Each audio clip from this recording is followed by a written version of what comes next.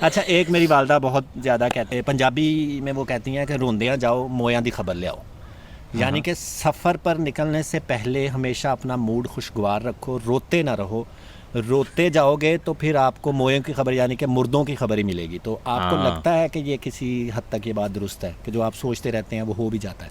یار اب اس کے اوپر تو یہ پورا ٹاپک ہے لا آف اٹریکشن.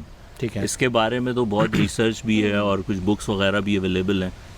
وہ تھیوری بیسکلی یہ ہے کہ جب آپ اپنے آپ کو کسی ایک سرٹن گول اچیو کرنا چاہ رہے ہوتے ہیں نا اپنے لیے، تو آپ اس کو امیجن کرتے ہیں، مینیفیسٹ کرتے ہیں اتنی ڈیٹیل میں کہ آپ اپنے آپ کو وہاں محسوس کرتے ہیں اور آپ پکچر کرتے ہیں کہ میں نے وہ مقام اچیو کر لیا اور میں اس کو انجوائے کر رہا ہوں، جس کو جاگتی آنکھوں سے خواب دیکھنا کہتے ہیں.